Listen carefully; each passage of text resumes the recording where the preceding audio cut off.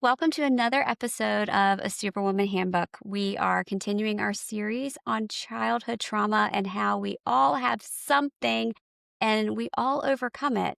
And you know what? You can resign yourself to your childhood trauma, lay down and say, I'm just going to not move from this place. Or you can say, nah, girl, we're going to get up and we're going to make this happen. And that's exactly what Michelle did with her. I don't want to call it a learning disability because there's a better way to say it. You're learning ability differently. I'll let you tell us about it, Michelle. Sure, that would be great.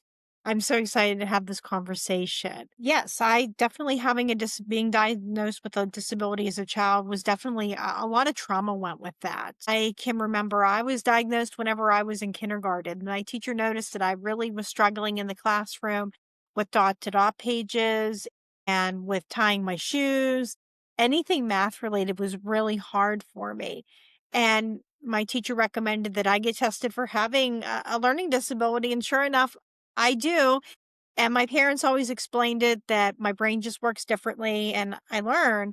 And hearing that was always a really positive thing because I also experienced a lot of bullying as a child. I can remember right after my diagnosis, I had to go to a different school the following year and I began to receive specialty instruction and accommodations for that. Social part was really hard too. I can just remember just being picked on for having one.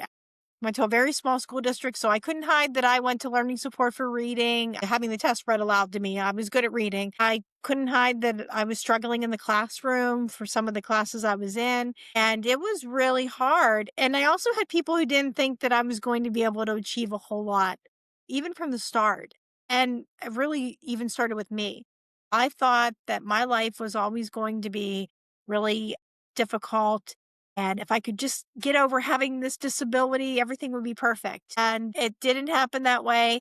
I have had a good life, but I also have had it with having a disability. As I went throughout school, it got easier for me academically. Eventually, I was in all regular ed classes except for math and a learning support class. And I was getting really good grades. I made honor roll. I was doing well in my courses, and it was set up for me to be a success. Socially, it got a lot harder for me. A lot of our peer groups really became more defined, and I just didn't feel like I fit in anywhere. And a lot of that bullying really intensified, especially whenever I was in high school. And I can just remember really wondering, well, what's wrong with me? Where can I find people that accept me for who I am? And I started to realize that the people that I went to school with weren't going to be my tribe. And I started to look elsewhere for other people to hang out with. I ended up finding a group of students who were in a faith-based writing group just right outside of my school district, and I started hanging out with them, and they just I had that acceptance. I could just really shed a lot of that layer that just surrounded me with having a disability, being that outcast for so many years. And that was just really a blessing. And after I stopped hanging out with that group, I started to hang out. I found an adult writing group. And 30 some years later, we are still hanging out and just we're involved in each other's lives. And they got to see me grow not only as a writer, but as a person. And they really did shape a lot of those things in my life. So, one of the things that we did two was a big focus that was starting to come up is, well, what am I going to do after I get out of high school? I knew that I wanted to go to college, but I wasn't naive to the fact it was going to come with its own set of challenges. And I wasn't sure if I could handle it, but I knew I wanted to go. And I can remember my learning support teacher didn't think that I could handle college. And she told me, well, you should go to a trade school. And nothing at this program that was offered in the high school interested me. It just wasn't my thing, so I decided, "Okay, I'm gonna go to college." I found a college fair that had disability accommodations and had different colleges that were there that really supported students with disabilities. So I decided I'm going to go. I had to get tested for having a learning disability all over again to receive supports. And the psychiatrist who evaluated me said because my scores were so low, I most likely would not go beyond community college. I get to community college and I face even more stigma from staff and from other fellow students. I had people that thought that using disability accommodations such as extended test time and a calculator was cheating. In fact, when I asked for a calculator in a class, I had a professor who said, "Well, we use our brains in this class, not calculators." So I had to hear that. And then my advisor told me, "You're really going to have limited job choices because of your disability." And it was really hard. My grades were already doing really poor, and I didn't want to use the accommodations because of that, the stigma, and that made my grades fall even more. It wasn't until I had uh, a professor who told me, "Why don't we at least get you extra time on your test?" Excuse me. And when I did that, I was able to pass her class. I didn't do well, but I passed her course, and I was able to pass my other classes as well. I got my associate's degree in early childhood education.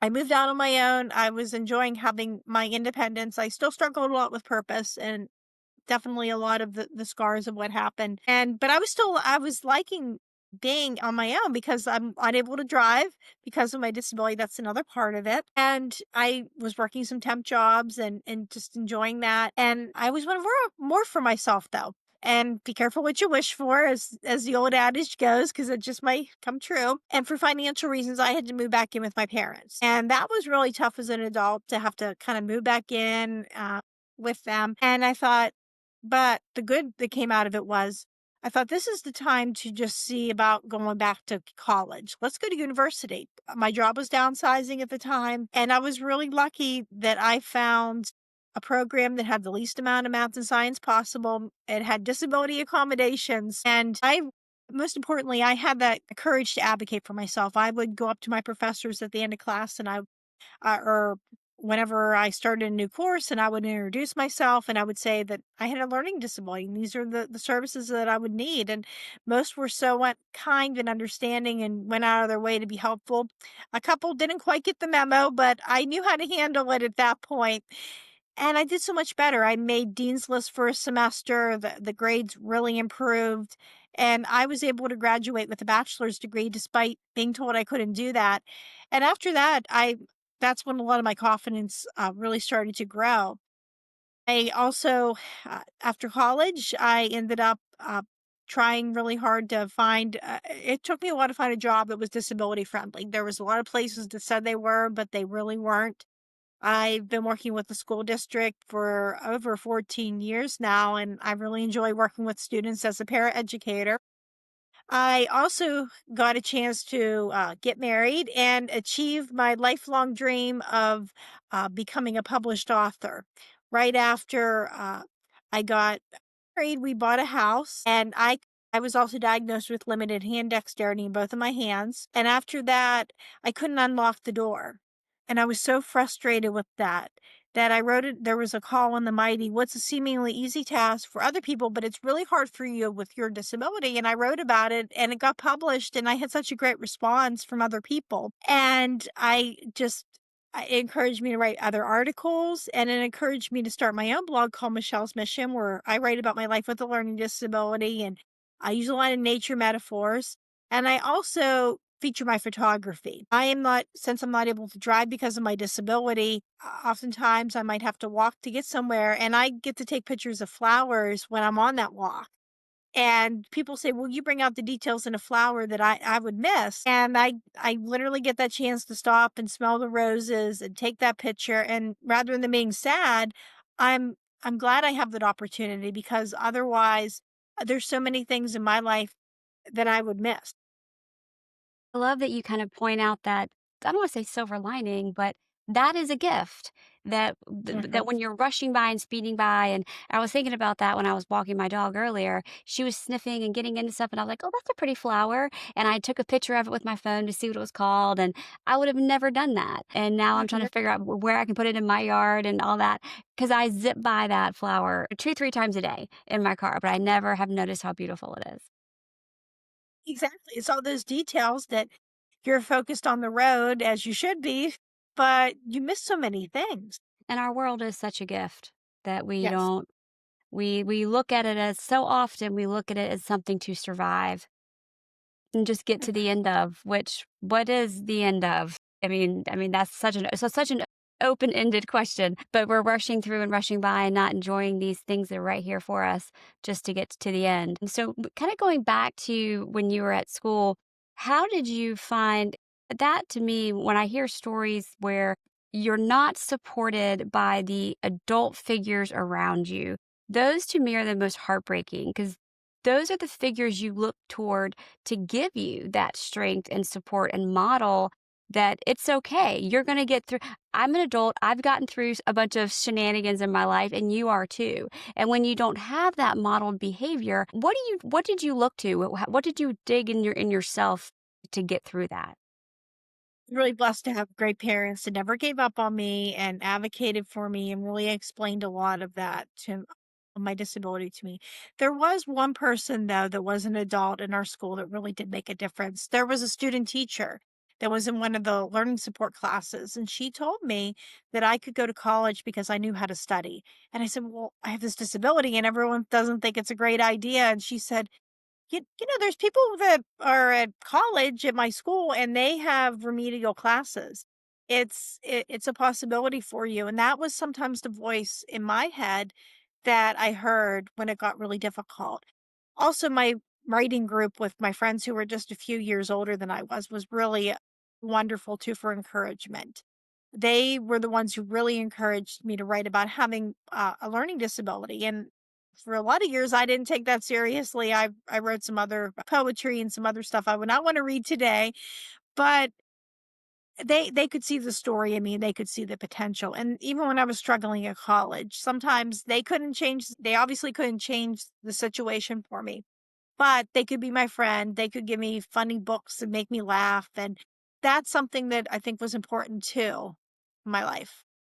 So tell us a little bit about what you have written and where people can find it. A lot of nature analogies about my life with having one. And I write about the different aspects and I try to tie it into nature. So I might talk about how my having a disability is like having a desert flower, where there's that part where you have this bloom that'll grow in a desert despite all of that. And maybe some of the cactuses that are some of the thorns that come with that and just the good. And I try to make that something so people with disabilities can understand that, and also for people who may not understand learning disabilities, sometimes I like to have them be able to understand that as well. Because a lot of times there's a lot of misconceptions about them. And I think sometimes showing them and using simple metaphors and analogies really helps that.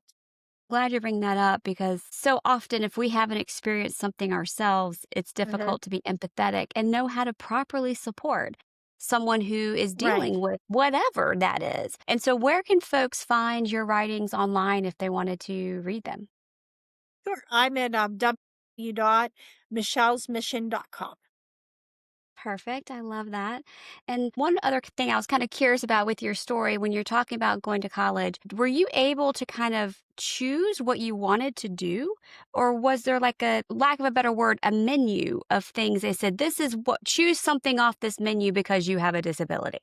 Able to choose certain things, but I was expected to take the courses that the other students were taking. There was no support programs at that time for people that had disabilities. Well, we had supports, but not necessarily a specific career track or program just for that.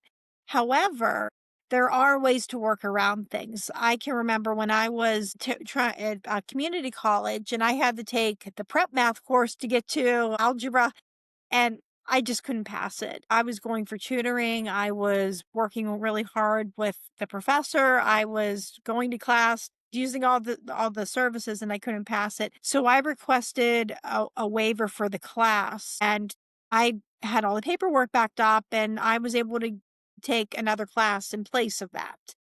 Now, when I went to university, I didn't have the option of a waiver. I had to carefully choose a math class that was going to be something that I could do. So I chose a philosophy based math class. And I can remember how I knew this was the right decision for me. I was sitting and there was a chess game near me, and this guy asked me, "Do you want to play chess?" And I said, "Oh, sure." And it was the shortest chess game in history. I lost, which is no surprise to me. And I explained to him, I said, "Yeah, I'm not good. I have a math disability and I'm trying to think of what math class to take, whether I should take an algebra class or if I should take one that's a philosophy based one." He goes, "Well, I'm going to be honest with you. I'm a math professor and some of the professors in my department aren't that understanding." And that was just the clarification that I needed to know that I was on the right track. And I really worked hard in that course. I went to class, I went to hours of tutoring, I worked with the professor during office hours, and I didn't pass one test and I was really struggling, but he could see that I was trying. And all I needed to do was just get a D. I just had to pass with that. And I was I passed the class. I was able to get through that and be able to move on. And I also learned how to advocate for myself a lot more too. I can remember I had an advisor in the beginning that when I was telling him I'm really bad at math, he goes, "Well, how about chemistry?" And I told him, "Absolutely not." And I think his eyes bugged out of his head for a second. But I knew going into some of those classes where those challenges are. And I knew to kind of steer away from those classes. And I also went to places that had the least amount of math and science possible and had courses that I was really interested in and I knew that I could do well in. And it was setting myself up for that success. A lot of people wondered, well, why didn't you become a certified teacher? And it's not that I didn't want to work with students in the classroom, but I knew that wasn't a wise path for me to go on. I'm not a great test taker. And some courses, such as math, we can go over it 10 million times and I'm still not going to be able to perform or pass the test. But I found another way around that. And I think that's so important that with people that have disabilities or even someone who doesn't, is to know what they want to be able to do and to find a way to do it. It may not look like your original plan, but it sometimes turns into something even better. I like that you bring that up because there's so much to be said for owning yourself, owning your story, owning your journey, and being content with that. Some is kind of like curly haired girls. Curly haired girls always want straight haired girls always want curly hair.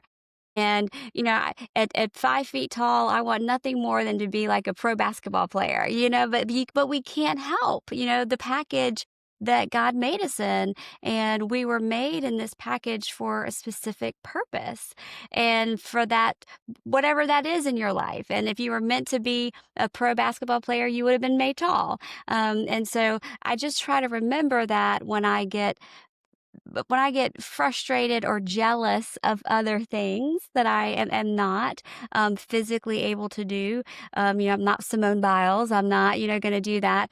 But to know that my purpose is different, and so I can sit I can sit on a couch and talk to people. That's my purpose. I'm able to do that, and so I love that you talk about owning your story and owning your purpose, and knowing that you're still having a huge impact in people's lives and in education, even though you're not holding a piece of chalk and an eraser. Exactly. I love that. I love your vulnerability to share your story, not only the difficult part of it, but the I'm still calling it the silver lining, but the finding the joy, finding the flowers, finding the way, owning it. Instead of just throwing your hands up and going, well, if I can't just do what I want to do, I'm just going to sit home and just watch TV all day and just do nothing. No, you found something else beautiful to do. And I love that because so often I think even now, if I'm trying to do a craft, I was trying to do needlepoint the other day and I couldn't do it. And I was like, I'm just not going to do it. But I was like, no, let me find a way to kind of weave this into something else. And so I love the vulnerability and sharing your story and your perseverance and the okay to take a break. You kind of did some college, took a break, and kind of did some more.